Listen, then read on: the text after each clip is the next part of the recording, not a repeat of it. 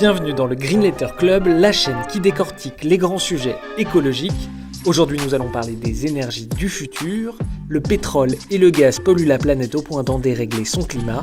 D'où cette question, l'hydrogène peut-il nous sauver et remplacer les énergies fossiles ?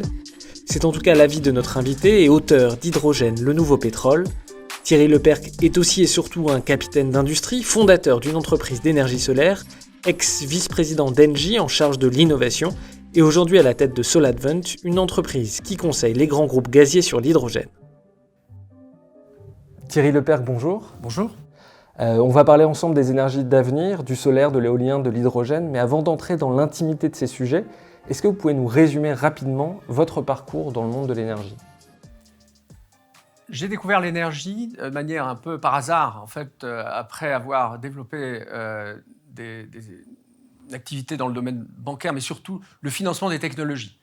D'ailleurs, ma première entreprise, en 1999, c'était Nets Capital, une société qui a accompagné plein de startups. On a levé à peu près 400 millions d'euros pour une quarantaine de sociétés. Et puis, à la suite de ça, j'ai créé un cabinet de conseil en innovation. C'était en 2003. Et le hasard a fait que mon premier client était un groupe énergétique. C'était Gaz de France. Ce qui est assez rigolo, d'ailleurs, c'est que je me suis retrouvé à apprendre l'énergie à la direction de la recherche de Gaz de France, qui, 15 ans plus tard, m'a reporté. Voilà, donc, c'était une sorte de cercle qui était bien tourné. Et là, à partir de là, j'ai décidé de monter un think tank. C'était en 2004 avec Gaz de France, EDF, Suez, qui était une entreprise distincte, la Caisse des dépôts. Et on a essayé d'identifier les secteurs les plus prometteurs de l'énergie. Et c'est là ma rencontre avec l'énergie date de là.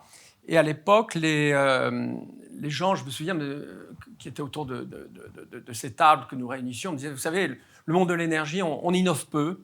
On a innové il y a longtemps avec le nucléaire, le gaz naturel, le kéfier. Aujourd'hui, on innove peu. Bon, aujourd'hui, ça paraît très ridicule, mais c'était donc il y a un peu plus de 15 ans.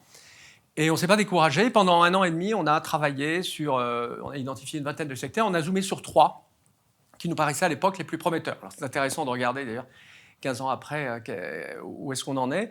Et les 3, c'était successivement la micro-cogénération, c'est-à-dire la production locale d'électricité, de chaudières électrogènes. Ça, c'était sponsorisé par EDF. C'est EDF qui nous avait accompagnés pour l'étude de ce secteur. Ça ne s'est pas vraiment développé, d'ailleurs, sur les 15 dernières années. Il y avait l'hydrogène, déjà. C'était Gaz de France qui portait ce sujet. On parlait à l'époque déjà d'économie d'hydrogène. Alors, on peut dire l'hydrogène, sujet porteur et qu'il restera toujours, enfin, ou prometteur qu'il restera toujours. Et puis, il y avait le photovoltaïque.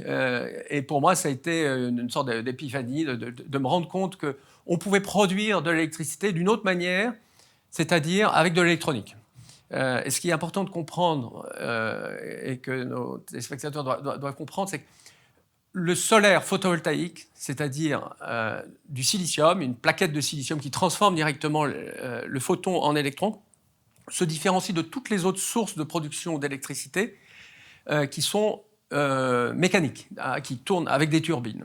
Voilà. Et donc ça a été cette rencontre, en quelque sorte, du monde de la technologie que je connaissais bien. J'avais travaillé introduit en bourse ou beaucoup de sociétés de technologie, d'électronique notamment, et de me rendre compte que le monde de l'électronique et le monde de l'énergie avaient un point de rencontre. Et c'est comme ça, en 2005, je peux vous même donner la date, c'était le 9 mars 2005, je m'en souviendrai toujours. Pourquoi ? Parce que c'était une rencontre pour moi majeure. Je me suis rendu compte à ce moment-là que le solaire photovoltaïque changerait le monde. Avant de parler des solutions, parlons des problèmes. Nous sommes en train de sortir d'un monde basé sur le pétrole pour aller vers de nouvelles énergies. Quels sont les grands enjeux énergétiques d'aujourd'hui ? Le principal enjeu que nous connaissons tous, c'est le changement climatique. Si nous n'avions pas le changement climatique, les questions d'énergie se poseraient parce qu'on a des ressources fossiles qui sont finies de toute façon et qui finiront par être épuisées. Ceci dit, on en a encore beaucoup, on en a toujours plus qu'on imagine. Il y avait à une époque ce qu'on appelait le peak oil, on imaginait qu'on aurait de moins en moins de pétrole et que la consommation dépasserait la production et qu'on allait vers des pénuries.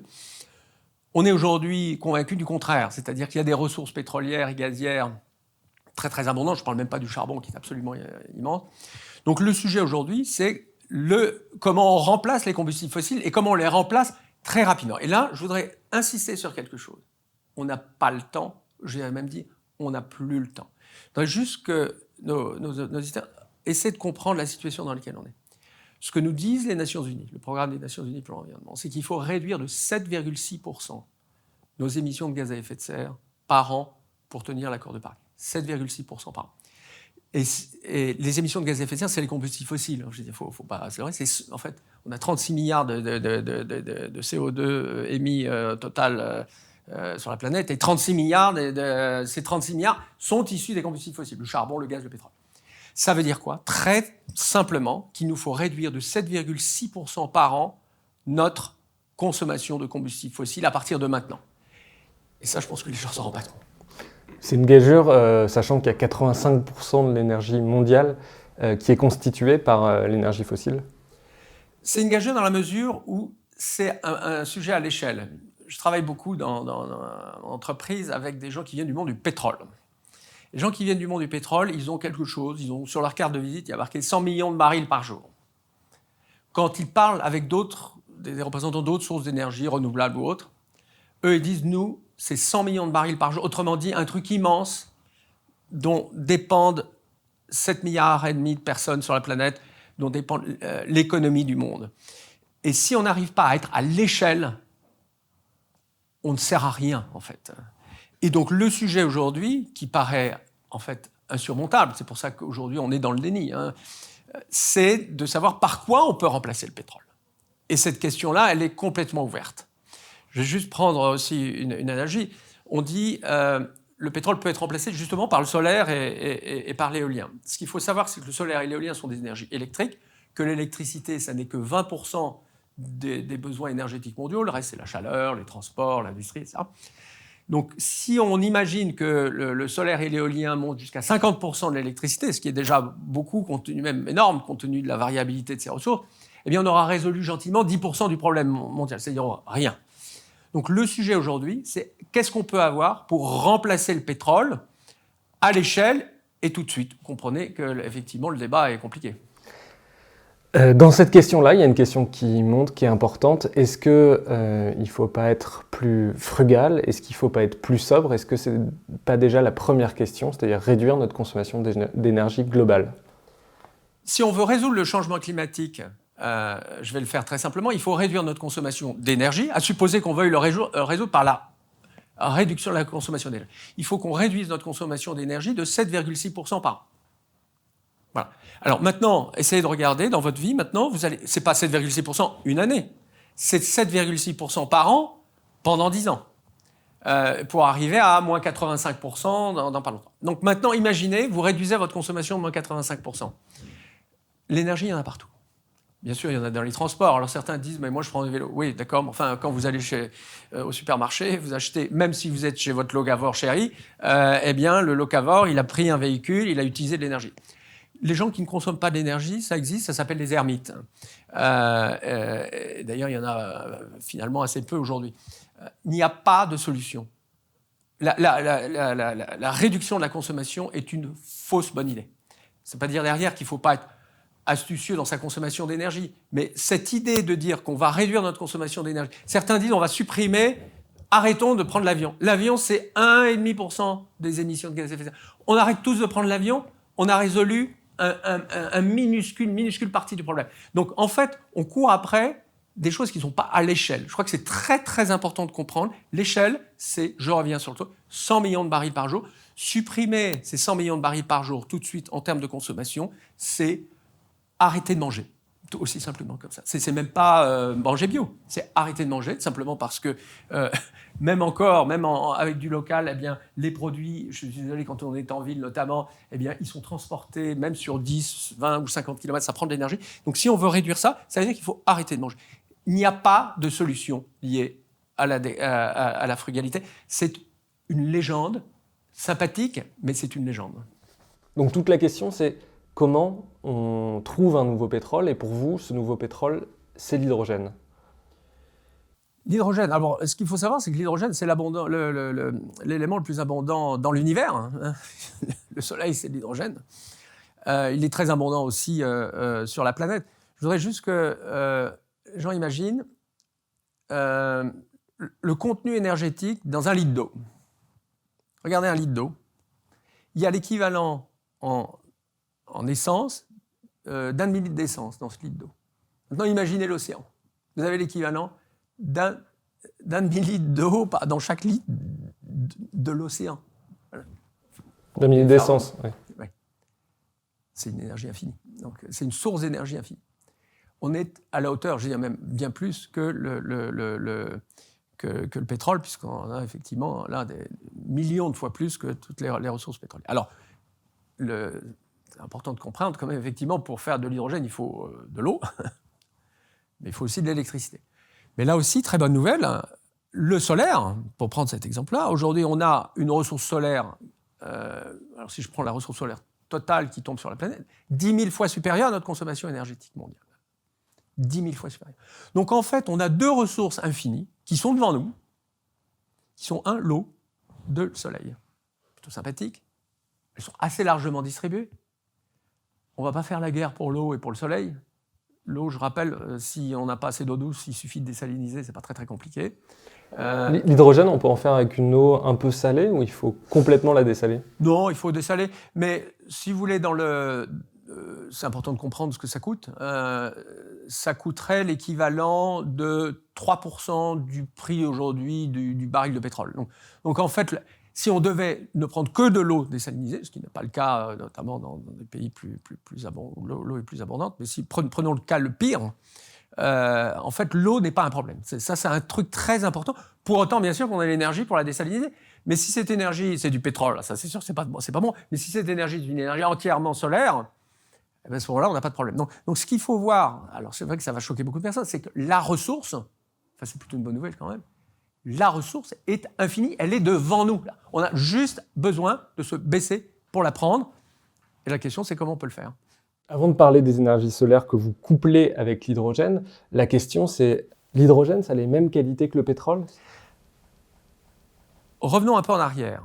L'hydrogène est un vecteur énergétique. L'hydrogène, on trouve du pétrole à l'état naturel, du gaz à l'état naturel.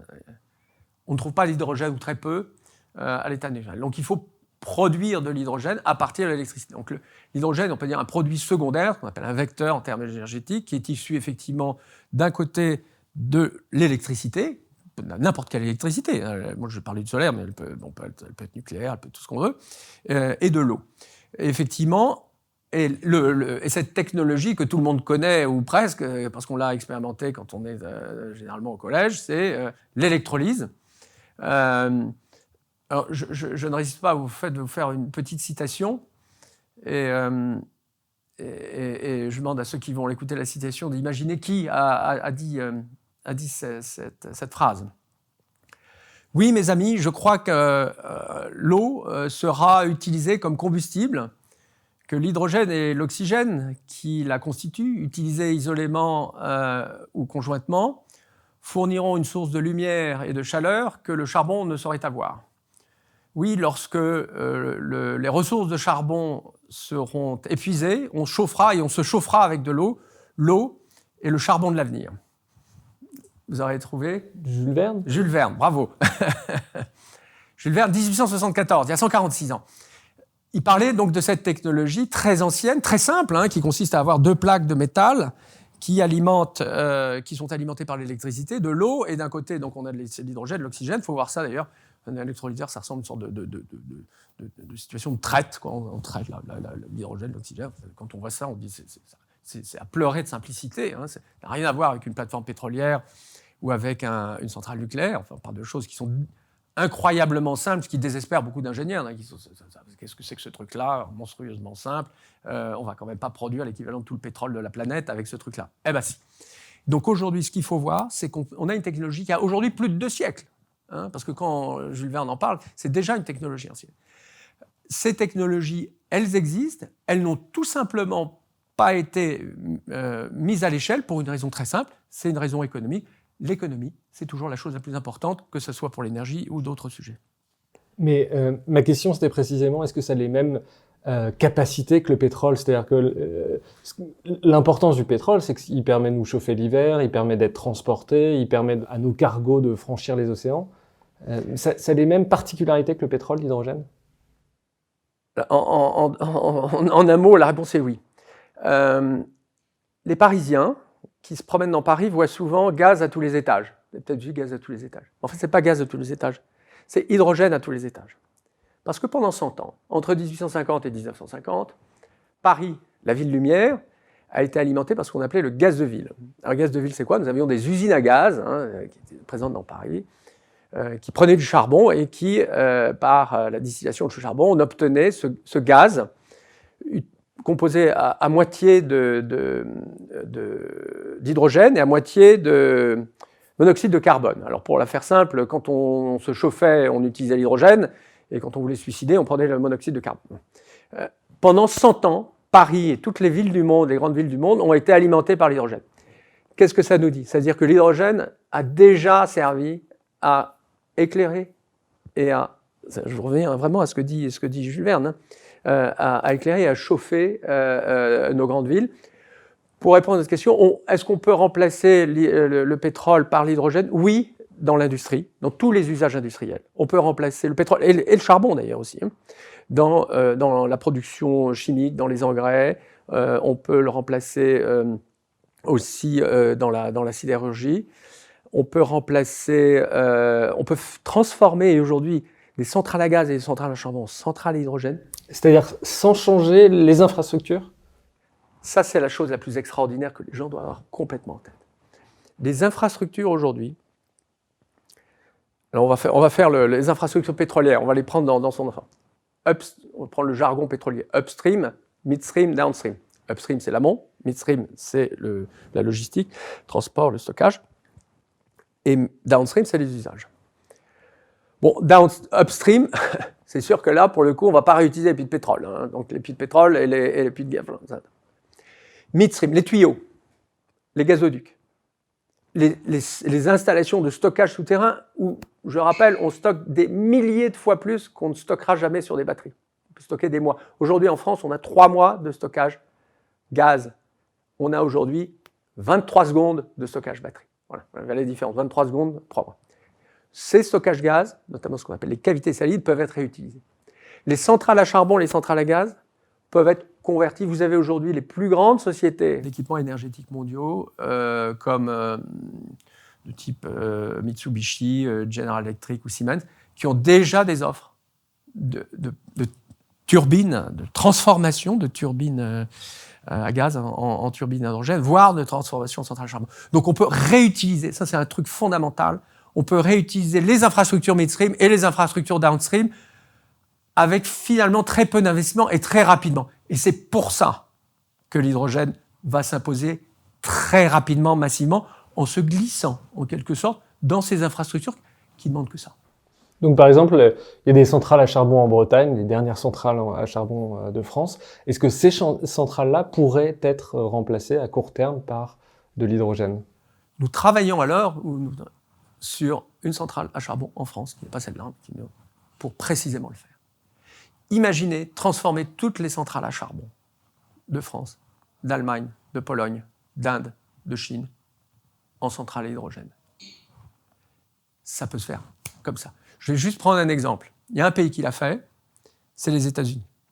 Les États-Unis ont, depuis 20 ans, transformé l'essentiel de leur production d'électricité, qui était à la base de charbon, en centrale à gaz. Alors, en l'occurrence, ce n'est pas de l'hydrogène, mais ils ont fait le chemin. Charbon, gaz. C'est pour ça que les États-Unis, les gens ne le savent pas, la performance carbone des États-Unis est infiniment meilleure que la performance française sur les 10 dernières années. Considérablement meilleure. Pourquoi? Simplement. Et les Anglais, même chose. Pourquoi? Parce qu'ils sont passés effectivement d'une production de centrales à charbon à centrales à gaz.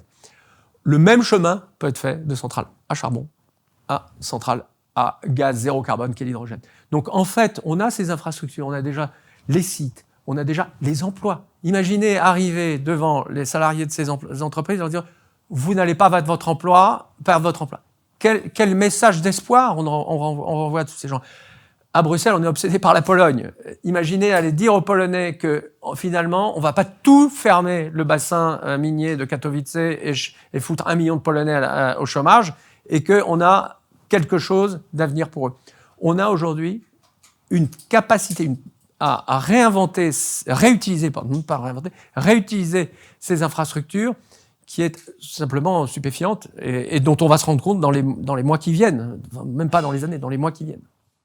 Alors, c'est très intéressant cet hydrogène, mais aujourd'hui, 90% de la production d'hydrogène mondiale est produite à partir d'énergies fossiles, ce qu'on appelle l'hydrogène gris. Donc l'hydrogène, ça pollue. L'hydrogène pollue. Alors, ce qu'il faut peut-être comprendre, parce qu'on a parlé de l'hydrogène énergie, mais ce qu'il faut comprendre, c'est que l'hydrogène est utilisé depuis plus d'un siècle dans la chimie et notamment les engrais. Alors, on peut critiquer les engrais, mais si on n'avait pas d'engrais azotés, il faut savoir que nous serions à peu près 3 milliards de moins sur la planète.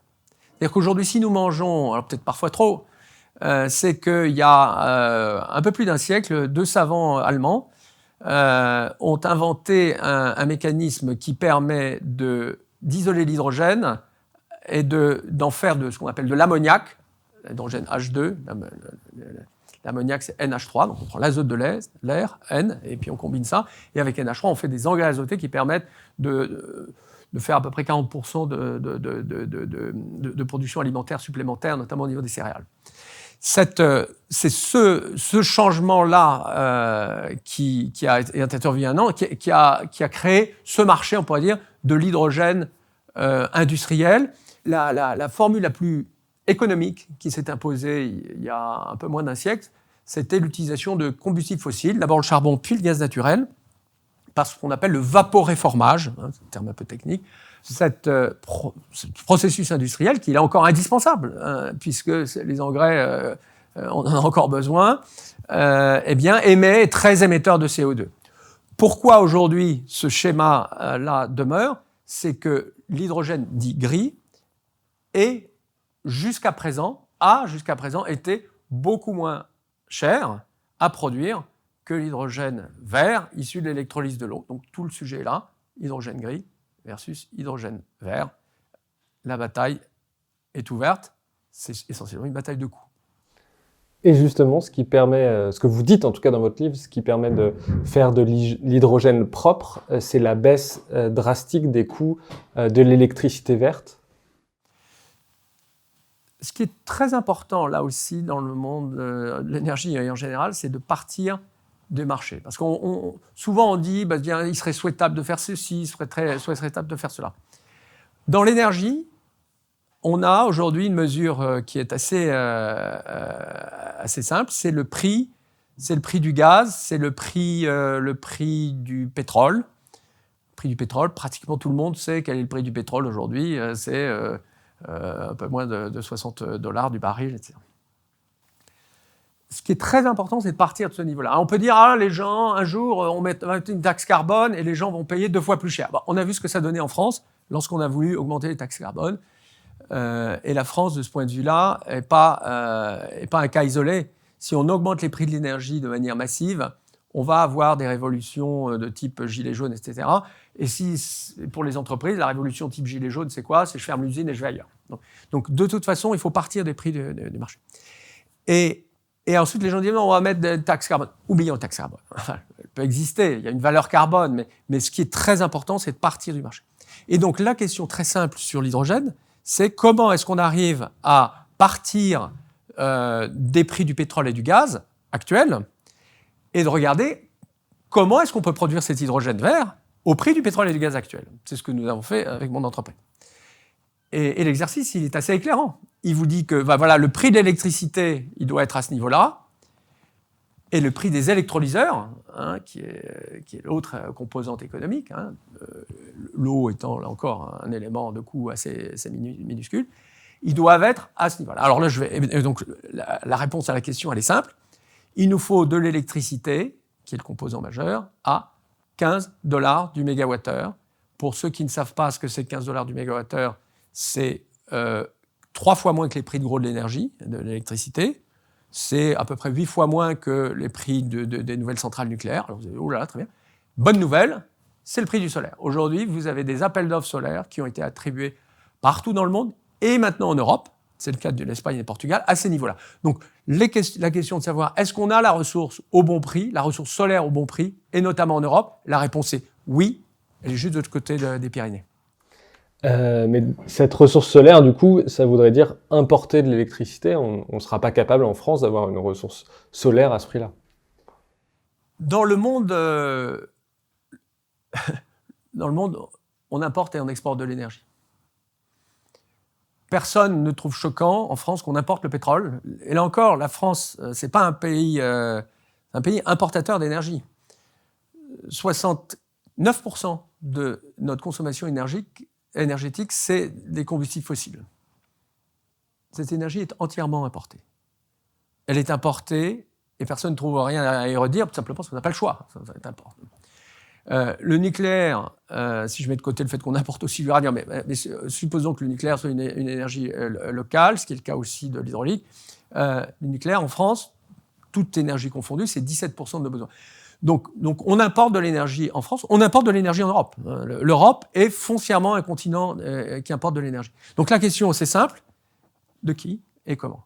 Vaut-il mieux plus exactement, importer des combustibles fossiles de pays souvent hostiles, dans le Moyen-Orient, Russie, ou bien en produire une bonne partie en Europe, en Espagne? Formulé différemment, vaut-il mieux importer, on va en produire en France bien sûr, mais on va effectivement, compte tenu des volumes, importer plutôt de l'Europe du Sud, de l'Espagne, peut-être du Maroc, de l'Algérie, voire pour ce qui concerne, parce que ça peut être produit avec de l'éolien aussi en Scandinavie, ou faut-il rester avec des importations de combustibles fossiles de pays hostiles à la France et à l'Europe? La question, elle est aussi simple que ça. Le choix géopolitique, il est en fait assez simple. Le choix économique aussi. Le choix environnemental aussi. C'est une évidence. Et ce qui est très important en France, c'est qu'on cesse de penser que la France est une île. J'avais cette discussion avec un haut représentant du ministère récemment. Il me disait, nous, en France, nous avons une vision, il disait ça avec un certain humour, une vision autarcique. Et je dis, monsieur le directeur général, la France n'est pas une île au milieu du Pacifique. La France a des frontières, a des amis. L'Espagne est un pays ami, l'Italie est un pays voisin et ami. Ayons une vision européenne. Et l'enjeu aujourd'hui dans cette vision d'exportation, c'est d'abord, fondamentalement, d'avoir une démarche européenne qui, je le rappelle, a été le point de démarrage de l'Europe il y a 70 ans. L'Europe s'est fondée sur l'énergie. La question derrière ça, c'est est-ce qu'on va être capable de créer de l'électricité de manière massive pour des millions de personnes avec les technologies solaires, avec les technologies éoliennes? La réponse est oui. Je vais vous donner 2 éléments. Il y a aujourd'hui, en Espagne, le nombre de projets solaires développés ayant une autorisation de raccordement en Espagne est passé en 2 ans de 1 gigawatt à 101 gigawatts. Ça représente quoi? 101 tranches nucléaires. 1 fois et demi le parc nucléaire français en capacité de production. C'est le nombre de projets. Je n'ai pas dit construit, le nombre de projets aujourd'hui, pas simplement rêver, puisqu'ils ont déjà leurs autorisations de raccordement. Donc la ressource aujourd'hui, cette ressource, et c'est que le début de cette histoire. Je vais formuler l'autre question, c'était la réponse d'une manière différente. J'étais récemment avec le bras droit de Ursula von der Leyen sur ces questions-là. Il me disait, comment l'Europe peut-elle totalement remplacer le charbon, le pétrole et le gaz? Quelle surface? Parce que la question, de quelle surface avons-nous besoin?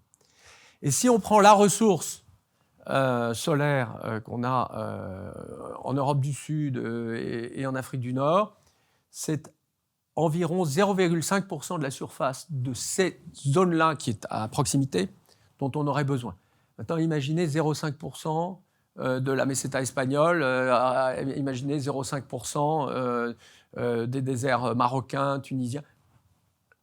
La ressource est là. La ressource est à notre porte. On a une partie de cette ressource aussi en France, notamment en Provence. Il n'en reste pas moins que ça ne suffira pas pour nous. La France est importatrice d'énergie depuis un siècle. Elle s'en est pas trop mal sortie. Elle continuera de l'être, surtout si elle a une vision qui n'est pas insulaire, je ne dis même pas hexagonale, c'est insulaire, autarcique, mais qui ait une vision européenne, pan-européenne, voire méditerranéenne, ce qui est aussi un angle très intéressant sur un genre politique, c'est de créer de nouvelles solidarités, de nouveaux échanges avec nos voisins du sud de la Méditerranée. Sur l'éolien, j'ai lu dans votre livre qu'il y avait un projet en mer du Nord pour fournir de l'électricité à 80 millions de personnes. Je voulais savoir si j'avais bien lu et si le chiffre était correct.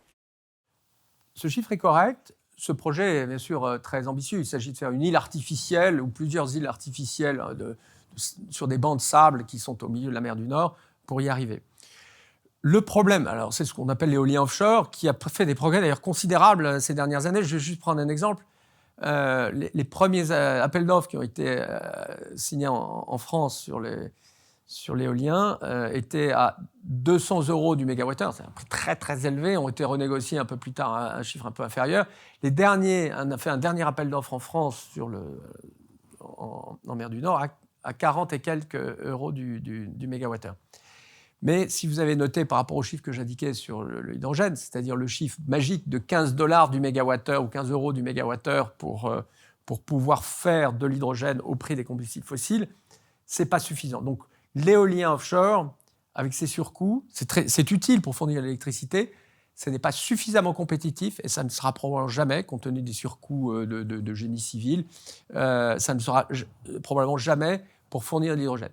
Ce qui est possible, et on est en train de le regarder, nous, avec des partenaires en Scandinavie, c'est de l'éolien onshore, sur Terre, non pas en France, je rassure les amoureux des paysages bretons que l'objectif n'est pas de faire 40 000 éoliennes du côté de l'île de Bas. On est plutôt au nord de la Norvège, même je dirais au-delà du cercle polaire, où d'ailleurs il n'y a pas de population, sur de l'éolien onshore, voire en Islande un jour peut-être, on verra, avec un gazoduc qui relierait au continent. Il faut aller chercher la ressource où elle est. C'est comme le pétrole. On peut dire en France, on va chercher du pétrole et on va avoir notre autonomie pétrolière. On a essayé, ça n'a pas marché. De la même manière, il faut regarder où la ressource est abondante et économique. Et pour ce qui est du solaire, on est plutôt au sud de l'Europe ou au nord de l'Afrique. Et pour ce qui est de l'éolien, il y en a. On est plutôt vraiment complètement au nord de l'Europe. Et c'est très bien. Ce sont nos voisins, c'est des gens avec lesquels on s'entend bien. Charge à nous ensuite de développer les filières industrielles qui vont nous permettre, pas simplement d'être les importateurs de ce truc-là, mais aussi des acteurs industriels. D'ailleurs, ce n'est pas complètement par hasard si mon entreprise est basée à Paris et non pas à Madrid ou à Oslo. Si on vous entend, on voit que le potentiel des énergies renouvelables est très fort, alors qu'il est très souvent moqué. Aujourd'hui, dans le monde, la puissance énergétique installée d'énergie renouvelable, c'est à peu près 1 ou 2%. Et jusqu'à combien de pourcents on va pouvoir aller dans le mix énergétique ou dans le mix électrique avec les énergies renouvelables? Savez-vous quelle est la première source de production d'énergie électrique mondiale aujourd'hui par les nouvelles capacités? C'est le solaire. La deuxième source de production d'électricité mondiale, là encore pour les nouvelles capacités, c'est l'éolien. Donc la question de savoir est-ce que ces énergies sont à l'échelle et sérieuses, elle change. Il s'est installé, pour être un peu plus précis, il s'est installé l'année dernière plus de 100 gigawatts de nouvelles capacités de solaire dans le monde. La France là-dedans, alors il faut le dire avec humilité, la France c'est 0,7. Donc la France, pays soi-disant leader sur ces questions-là, effectivement, est un pays qui représentait presque 10% du solaire mondial et qui il y a 10 ans, et qui aujourd'hui en représente moins de 1%. Donc effectivement, je comprends que les Français considèrent que ces énergies n'existent pas, parce que la France elle-même a cessé d'exister sur ces choses-là. Maintenant, si on regarde, ce qui est mon cas, si on voyage partout dans le monde, on se rend compte que cette révolution est en cours, qu'elle est en train de tout transformer, qu'il y a des industries gigantesques qui sont en train de naître. C'est ce que j'ai évoqué dans mon livre. Et c'est cette transformation-là sur laquelle il nous faut ouvrir les yeux. Et là encore, l'Hexagone n'est pas le monde. Je veux dire, à l'époque, on pensait que l'Europe, c'était le monde. Certains pensent que la France, c'est le monde. Non, la France, c'est pas le monde. Donc ça veut dire qu'il va y avoir des superpuissances énergétiques qui vont changer, c'est-à-dire que les puissances pétrolières vont être dépassées par des superpuissances solaires et productrices d'hydrogène, c'est ça? Vous posez une question très intéressante, qui est la question de la géopolitique. La géopolitique et l'énergie sont éminemment liées. C'est ce que j'écris dans mon livre. Dans le cas du pétrole et du gaz, comme dans d'autres ressources minières, l'autorité, le contrôle, la puissance géopolitique est liée, sans surprise, au contrôle de la ressource. Imaginez deux pays qui sont dans la même région du monde, qui ont la même population. Il y en a un qui a du pétrole, l'autre qui n'en a pas. L'Arabie Saoudite et le Yémen. L'espérance de vie de l'Arabie Saoudite est pratiquement 2 fois supérieure à celle du Yémen, et le niveau de vie est d'un rapport de 1 à 20. C'est ça ce que fait la ressource pétrolière. La ressource pétrolière, jusqu'à présent, a conféré à des entreprises, compagnies pétrolières, un pouvoir immense, un pouvoir financier, politique immense. Donc effectivement, ceux qui détiennent la ressource, alors du pétrole, on peut trouver ça aussi dans d'autres ressources minières, mais dans l'énergie, effectivement, c'est majeur. Dans d'autres domaines économiques, la puissance est liée à la technologie et au réseau. Je vais prendre l'exemple des technologies numériques. Aujourd'hui, on a des entreprises, voire des États, alors c'est simple, c'est la Silicon Valley et la Chine, qui aujourd'hui contrôlent le monde, le contrôle, dans le terme juridique, on pourrait dire le contrôle et le commande, contrôle-commande, c'est bon. Voilà. Et ça, alors manque de peau, la France et l'Europe n'ont pas de pétrole. Là, on a peut-être des idées, mais en fin de l'occurrence, on en avait, mais on en a un peu moins depuis quelques années, depuis des essais. Et on n'a pas non plus de plateforme, et donc on est plutôt mal barré. Et pourtant, l'Europe est leader sur l'hydrogène. Et la question m'était posée par toujours le même bras droit d'Ursula von der Leyen il y a quelques mois. Et il me disait, l'Europe leadership sur l'hydrogène, comment ? L'Europe superpuissance de l'hydrogène, comment ? Et je lui dis, mais c'est un leadership qui va être différent. Parce que la ressource, alors la question c'est, est-ce que l'Europe a une ressource que les autres n'auraient pas ? La ressource solaire et éolienne, elle est meilleure ailleurs qu'en Europe. Donc ce n'est pas la ressource qui fait la différence. Est-ce que c'est la technologie ? La technologie, elle peut être copiée. C'est la technologie des électrolyseurs essentiellement. Il y a des leaders européens, c'est ThyssenKrupp, le groupe allemand, c'est Nel. Un groupe norvégien. On a un McPhy en France qui se défend pas mal, qui est d'ailleurs une filiale d'EDF. Mais bon, ce n'est pas des technologies tellement différenciantes, ce n'est pas les algorithmes de Google, etc. Et je lui dis, nous avons une arme de destruction massive en Europe qui va assurer notre supériorité. Il m'a demandé, mais c'est quoi ? J'ai dit, c'est la Stadtwerke, la compagnie municipale d'électricité. Une compagnie municipale d'électricité, arme de destruction massive. Et je vais expliquer la chose de manière très simple. Si l'électricité qui est nécessaire est une électricité extrêmement abondante et répartie partout dans le monde, il y a un peu plus, là encore, dans le sud de l'Espagne, mais enfin bon. Si l'eau est aussi abondante, je vais prendre un exemple de l'eau potable. Y a-t-il aujourd'hui des leaders mondiaux de l'eau potable ? Est-ce qu'il y a des gens qui contrôlent de l'eau ? Est-ce qu'il y a des mineurs d'eau, des gens qui contrôlerait l'eau et qui pourrait couper l'eau aux gens. Non. Qui détient l'eau ? Eh bien, c'est les collectivités. La collectivité détient les réseaux d'eau partout dans le monde. C'est pas ça. Pourquoi ? Parce que ce qui fait la force et la source de financement, ça c'est très important. D'où vient l'argent ?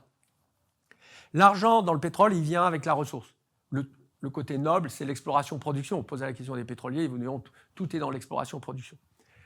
Dans les réseaux de type digitaux, c'est la ressource, c'est le réseau. The network is the computer, à l'époque c'était ça. Enfin bref, c'est les algorithmes.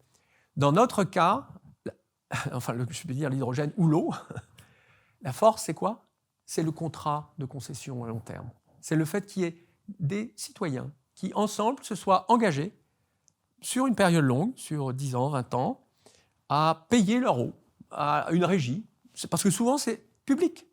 C'est public. Est-ce que les compagnies pétrolières sont publiques ? Non. En tout cas, elles sont publiques parfois dans certains États, mais pour ce qui concerne en France, ce n'est pas un service public. Est-ce que les plateformes digitales sont publiques ? Non. Est-ce que les compagnies d'eau sont publiques ? Pour l'essentiel, oui.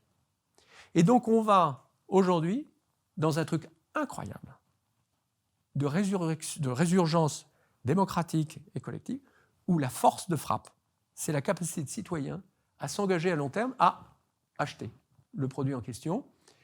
Et c'est comme ça que le financement, l'argent, il faut regarder par où vient l'argent. L'argent, il vient parce qu'il y a un contrat, parce qu'il y a 10 000, 100 000, 1 million de personnes qui se sont engagées à acheter leur eau ou leur hydrogène ou leur électricité. C'est le modèle de la Stadtwerke. Stadtwerke, c'est un mot allemand qui représente cette compagnie municipale qui est un élément vraiment central dans la vision, on va dire, décentralisée européenne qu'on trouve aussi en France.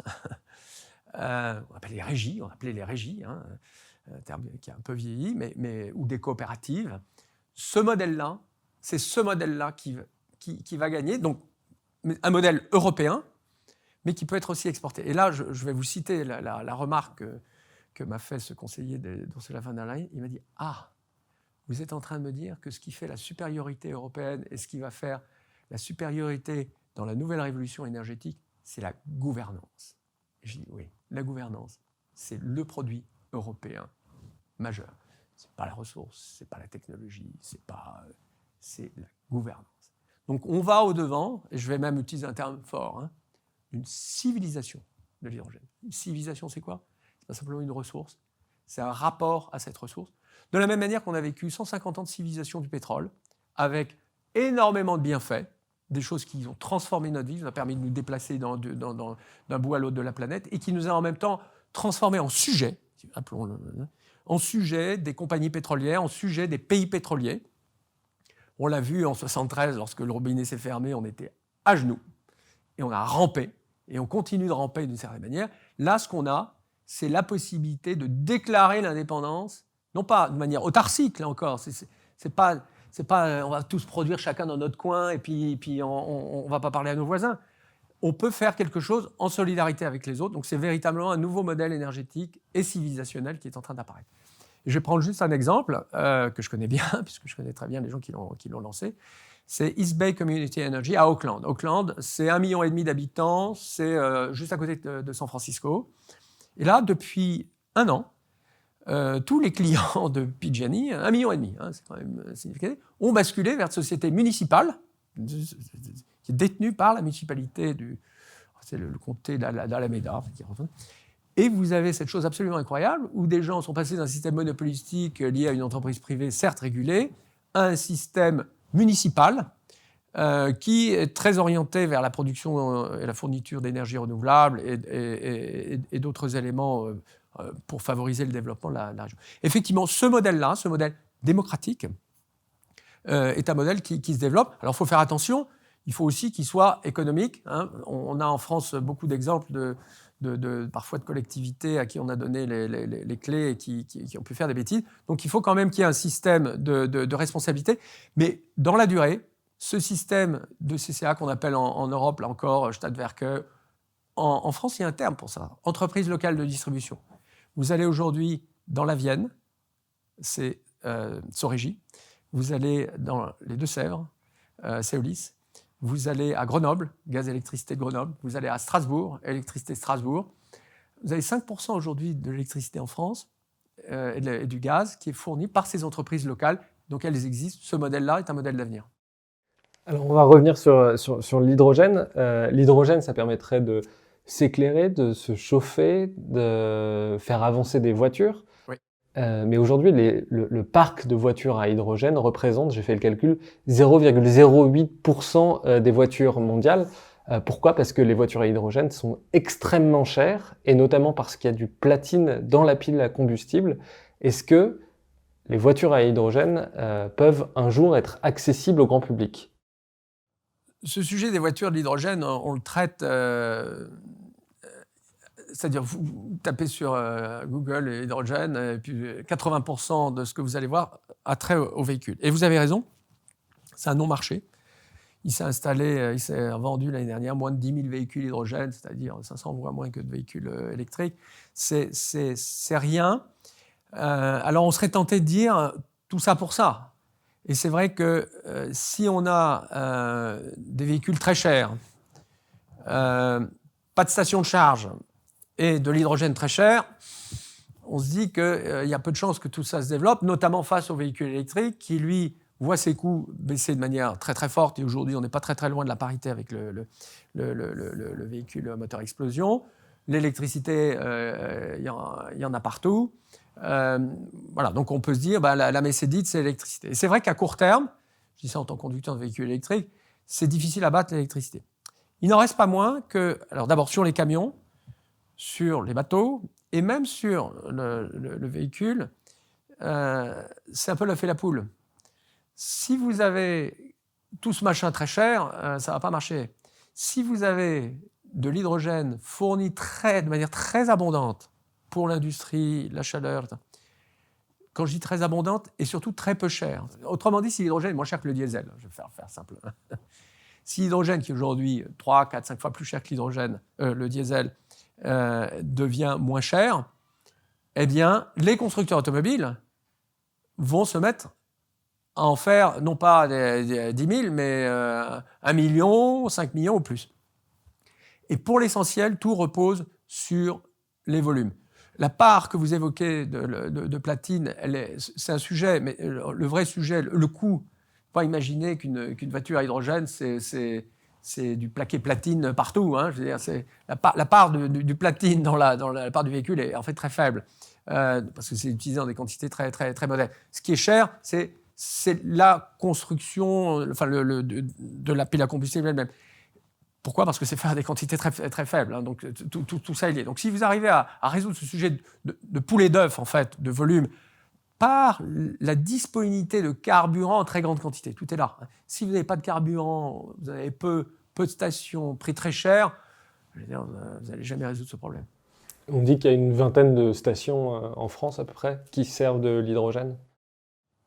Voilà, alors il en faudrait au minimum 2000. Donc vous voyez, mais vous n'allez pas faire 2000 stations hydrogène, qui coûtent aujourd'hui d'ailleurs beaucoup d'argent public, si c'est pour alimenter quelques milliers de véhicules. Ça n'a aucun sens. Il faut qu'il y ait des millions de véhicules. Pour qu'il y ait des millions de véhicules, il faut qu'il y ait du carburant, donc de l'hydrogène, bien sûr décarboné, vert, pas cher. C'est assez basique. L'hydrogène a assez mauvaise réputation. Il a la réputation d'être dangereux. Qu'en est-il ? Alors, les Parisiens qui prennent de temps en temps un véhicule hydrogène, puisqu'il y en a aujourd'hui plusieurs centaines dans Paris, hein, c'est les taxis hype, auront probablement mesuré que leur vie n'est pas mise en danger par le fait de circuler tout seul. Non, le sujet de sécurité de l'hydrogène n'en est pas un. C'est un gaz. Comparons-le avec le méthane. Voilà, faisons. Il y a des avantages et des inconvénients. C'est une molécule beaucoup plus petite, et donc effectivement qui peut s'échapper plus rapidement dans l'air. La seule chose, c'est que c'est pas toxique. Vous pouvez respirer de l'hydrogène, vous n'allez pas mourir. Respirer du méthane, mort. La flamme, l'hydrogène brûle beaucoup plus rapidement. Le problème qu'on peut avoir éventuellement, c'est que c'est une flamme qui est difficile à voir. Maintenant, les pompiers aujourd'hui sont formés pour ce genre de choses. Donc, au bout du compte, est-ce qu'avec l'hydrogène, on aurait autant de morts qu'on a avec le gaz naturel ? Je vous rappelle que l'année dernière encore, nous avons eu une explosion à Paris qui a tué 4 personnes. C'est-à-dire, imaginez 4 personnes tuées par l'hydrogène, là, on en aurait fait la une. 4 personnes tuées par le gaz naturel, les gens considèrent ça normal. L'hydrogène, quand il était utilisé, là encore, je voudrais rappeler que l'hydrogène était utilisé très largement par le gaz de ville pendant 100 ans à Paris. On n'a pas entendu parler de Paris brûlé ou de parler d'explosion ou autre. Donc là encore, les gens qui ont en tête, parce que c'est peut-être à ça que vous faites allusion, ce film hollywoodien lié au Hindenburg. Juste d'ailleurs une petite allusion. Le Hindenburg, c'est donc ce fameux dirigeable allemand qui est arrivé qui a pris feu donc lors de son arrivée à New York en 1937. Pour la petite histoire, si ça avait été du méthane, la ville de New York aurait été complètement soufflée. En fait, l'hydrogène a brûlé, alors c'était assez spectaculaire. Il y a quelques personnes qui ont été tuées, elles n'ont pas été tuées par l'hydrogène d'ailleurs, elles sont tombées, c'est une chute.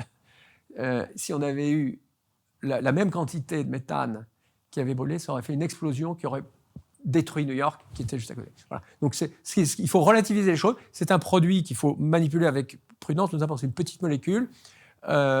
Là encore, il y a aujourd'hui toutes les dispositions de sécurité, y compris dans les véhicules, c'est quand même la chose la plus sensible, pour faire en sorte que les risques soient proches de zéro.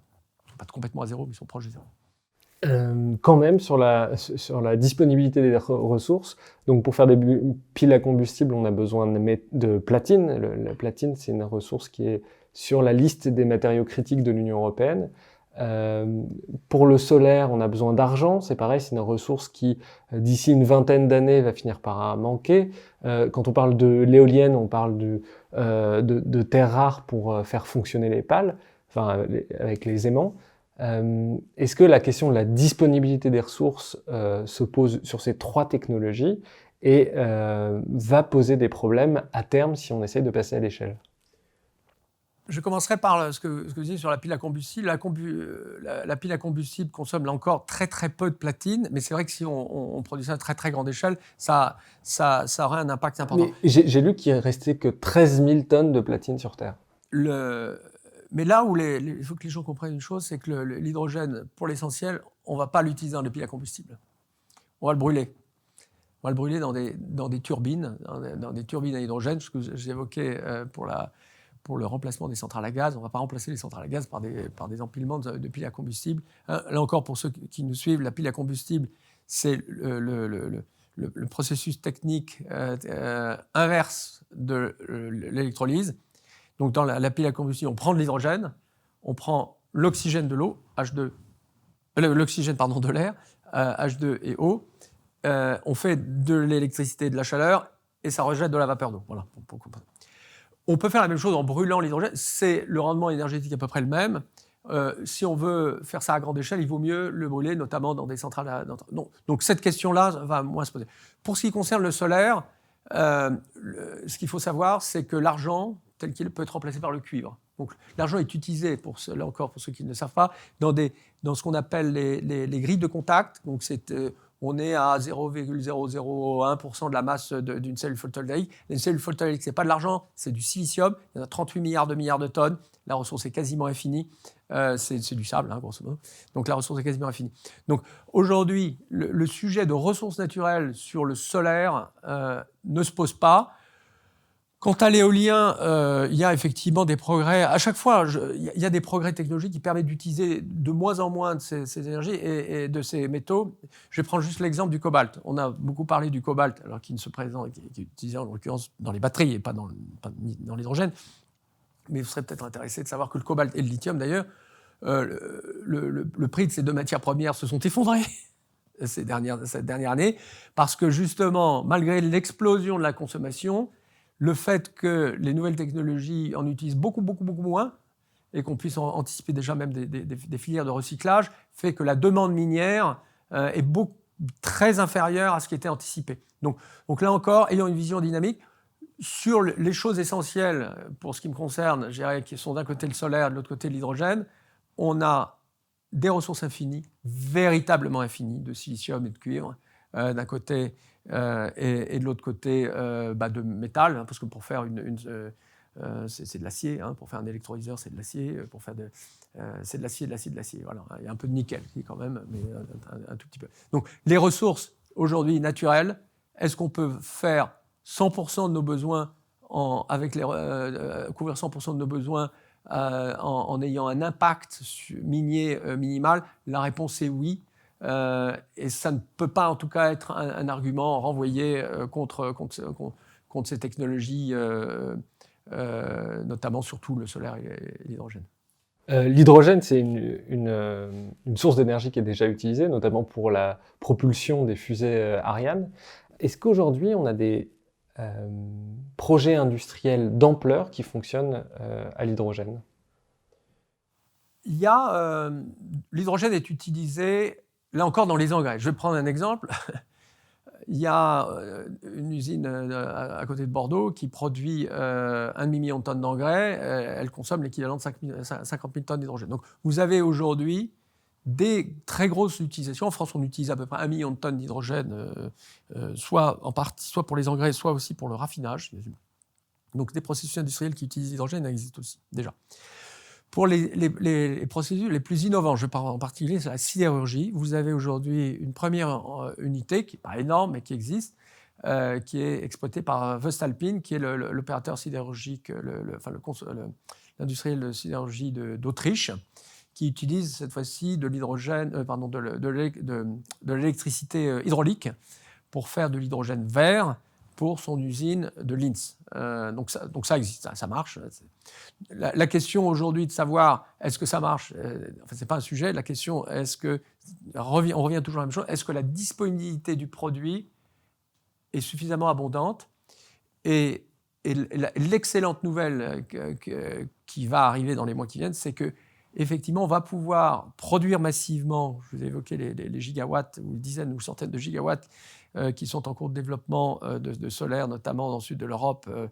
On va pouvoir mobiliser, transformer, amener ce solaire sous forme d'hydrogène, produit en hydrogène sur place, par les canalisations de gaz existantes. Et ça, c'est une chose que les gens font en tête. L'hydrogène arrive. Il y a 60 ans, on avait ce slogan extraordinaire, le gaz arrive, c'est le gaz naturel qui arrivait, symbole de modernité dans la France des années 60 et 70. Et bien là, on va avoir l'hydrogène arrive partout sur nos territoires. Cet hydrogène va arriver et va transformer nos territoires, et les transformer non seulement en territoire vert, mais aussi en territoire industriel.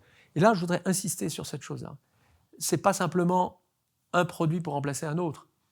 Nous avons aujourd'hui en Europe la possibilité de réindustrialiser nos territoires. Nous travaillons à l'heure où nous parlons à des projets industriels nouveaux qui pourraient mobiliser des milliards d'euros de nouveaux investissements industriels en France même pour utiliser ce produit venant soit de France, soit importé de nos voisins espagnols pour développer de nouvelles capacités industrielles. Donc il faut avoir ça en tête, il faut avoir confiance en nous, que derrière cette révolution-là, ce n'est pas simplement un truc problématique, pénalisant ou une transition compliquée, c'est quelque chose qui est plein de promesses, y compris des promesses industrielles et sociales. C'est-à-dire, on reçoit par exemple l'hydrogène d'Espagne, et dans ce cas-là, il y a des usines qui sont mises en place pour le commercialiser, pour le... Je vais prendre un exemple. Je ne peux pas non plus trop spécifique, parce que ces informations ne sont pas publiques, mais imaginez une capacité chimique, un site chimique en France, sur lequel on pourrait investir 1 milliard d'euros. Le site permet d'investir 1 milliard d'euros pour faire de l'ammoniac vert. Donc, je vous rappelle, hydrogène, on utilise l'azote de l'air et on fait de l'ammoniac, pour non pas faire des engrais, mais pour remplacer le fioul lourd dans la navigation maritime. Aujourd'hui, la navigation maritime, c'est atroce. Hein. Alors, les ports sont atrocement pollués, c'est très émetteur de gaz à effet de serre. On a aujourd'hui des technologies qui permettent de transformer les moteurs des navires en moteurs à ammoniac vert. Et il y a un site en France sur lequel les partenaires sont en train de regarder, ce sera un investissement d'1 milliard d'euros. 1 milliard. Il ne s'est pas fait un investissement dans la chimie en France de cette taille depuis plus d'un demi-siècle, pour fournir ce segment où tout est à faire, qui ne demande que ça, d'ailleurs, qui est le transport maritime.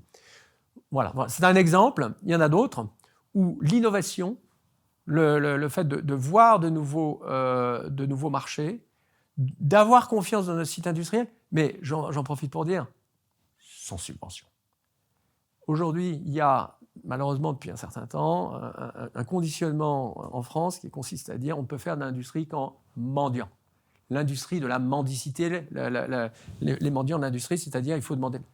On a construit une usine, une industrie magnifique en Europe, qui est l'industrie, et en France en particulier, qui est l'industrie aéronautique. Cette industrie, elle a certes bénéficié d'accompagnement, de financement de l'État, pas de subvention, de financement de l'État, enfin de financement public, mais elle s'est fondée sur le marché mondial. On a aujourd'hui cet exemple magnifique du succès français industriel, français et européen industriel sur l'aéronautique. Répliquons-le sur d'autres domaines, mais là encore, ne demandons pas à l'État ou à la collectivité qui n'en a pas les moyens de subventionner des industries ou des filières, comme on dit de manière, je trouve assez nostalgique par rapport à un système un peu soviétique, des filières non compétitives seraient incapables de vendre leurs produits à l'étranger.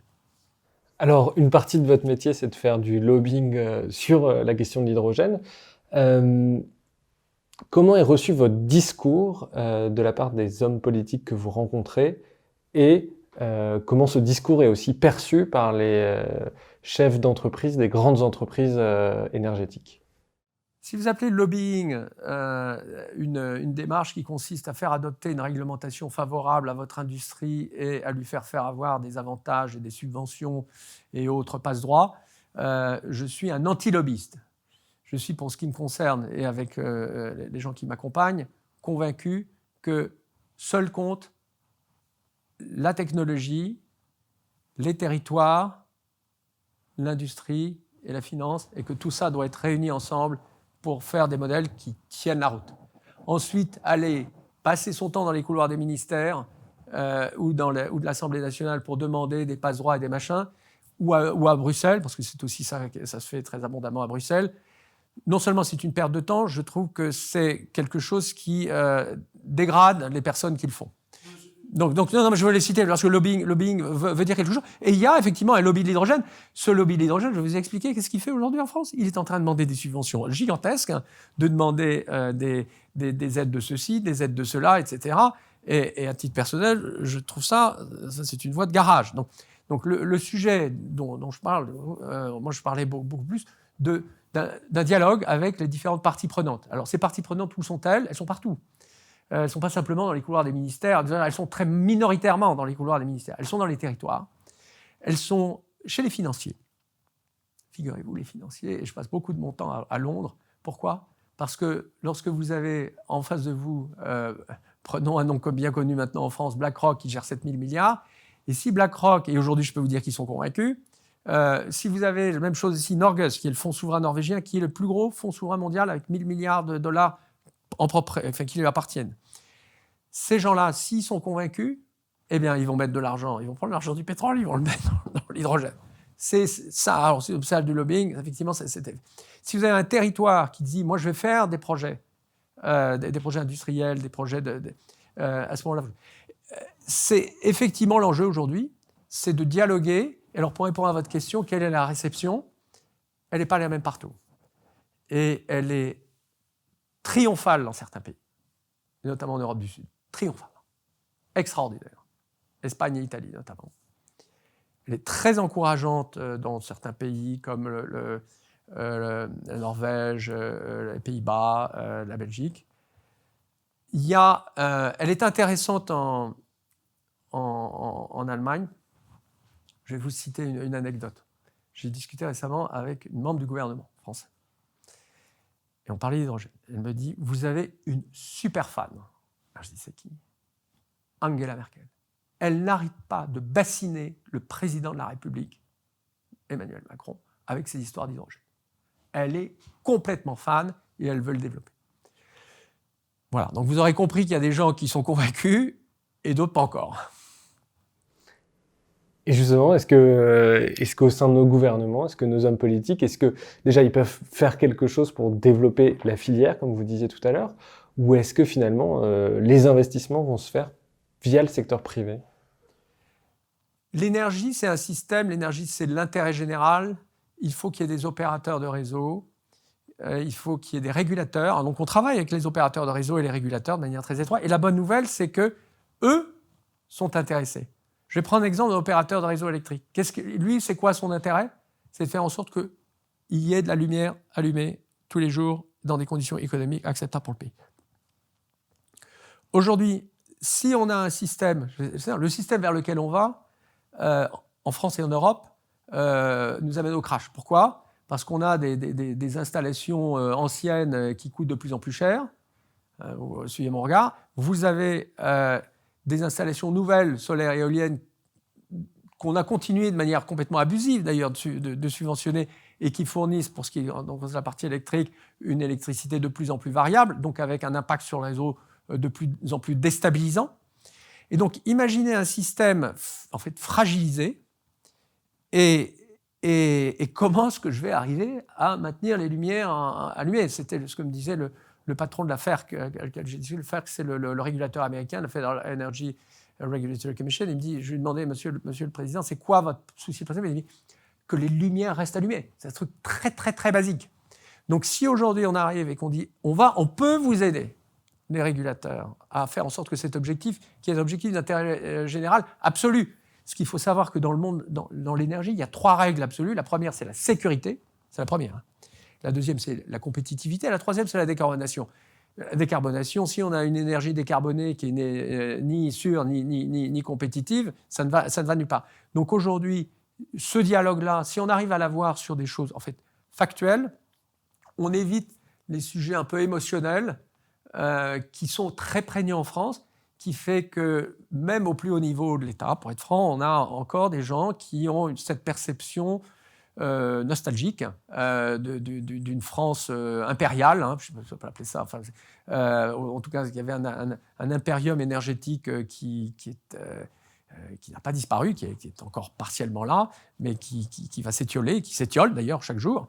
Et malheureusement, regarder le monde avec des rétroviseurs, ça n'a jamais mené très loin. Donc effectivement, je pense qu'il faut un électrochoc en France. Mais je suis confiant qu'il va apparaître dans peu de temps, notamment si on voit ce que font les Italiens, les Espagnols, les Européens. Bruxelles aujourd'hui, la Commission européenne va être un élément d'électrochoc. Justement, ça sera sans doute ma dernière question. Vous parliez tout à l'heure des fonds de pension qui se mettent à investir dans l'hydrogène. C'est ça? Ils commencent à désinvestir des actifs ou des entreprises pétrolières pour aller vers de l'hydrogène ou pas encore? C'est un peu tôt. Le sujet est complexe. Pourquoi? Parce que vous avez aujourd'hui... D'abord, les fonds de pension et tous les investisseurs, etc., sont actionnaires des sociétés de pétrole, de gaz et de charbon.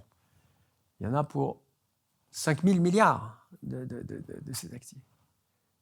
Donc aujourd'hui, c'est de l'argent qui est investi. Et même si Norges a dit, le fonds souverain norvégien a dit maintenant je n'investis plus même je désinvestis de l'exploration pétrolière, même si on a aujourd'hui un nombre très considérable, presque 20 000 milliards de fonds qui ont dit je ne veux plus investir dans du pétrole et du gaz. Est-ce qu'ils vont mettre ces sommes-là dans des startups de l'hydrogène? La réponse est non. Non, ils vont les mettre dans des projets d'infrastructure à grande échelle. Donc le sujet aujourd'hui, c'est est-ce que face à cette demande, parce qu'aujourd'hui, la messe est dite, ils savent aujourd'hui, tous ces fonds, que le pétrole et le gaz vont s'effondrer. D'ailleurs, il s'est déjà partiellement effondré. L'indice de la bourse de New York sur le pétrole a baissé de 85%, moins 85% depuis 7 ans. Moins 85%. Donc l'effondrement, il est déjà largement... On a des faillites tous les jours de compagnies pétrolières aux États-Unis. Donc cet effondrement financier est déjà largement amorcé. La question, effectivement, c'est par quoi on le remplace?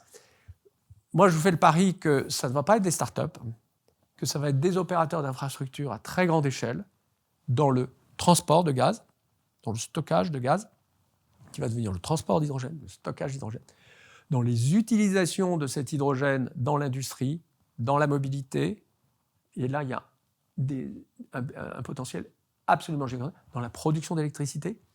En fait, tous ces sujets-là, c'est des sujets industriels pour des industriels qui ont déjà, pour l'essentiel, les usines, les capacités, les compétences. Parce que si on attend qu'une start-up fasse de 1 personne à 2 et de 2 à 4, etc., on est là encore dans 30 ans. En revanche, si on a un basculement d'un certain nombre d'acteurs, et c'est ce que nous voyons aujourd'hui, ces acteurs-là, ces grands acteurs legacy, comme on dit en anglais, sont en train de basculer. Et pour revenir à la finance, si la finance peut mettre 1, 2, 3, 5, 10 milliards tout de suite dans une boîte, 100 milliards éventuellement, ou dans un consortium, 100 milliards. Il faut mettre 100 milliards tout de suite. On va mettre 100 milliards dans la start-up du coin, 100 milliards dans des sociétés d'infrastructures qui ont déjà les infrastructures, ils sont prêts à faire le changement, ça va marcher. Dernière question, vraiment dernière question. Vous pensez que l'hydrogène arrive quand en Europe? dans 4 mois, va être annoncé un très grand programme européen, ce qu'on appelle un IPCEI. Alors ça, c'est le jargon bruxellois, Important Project of Common European Interest.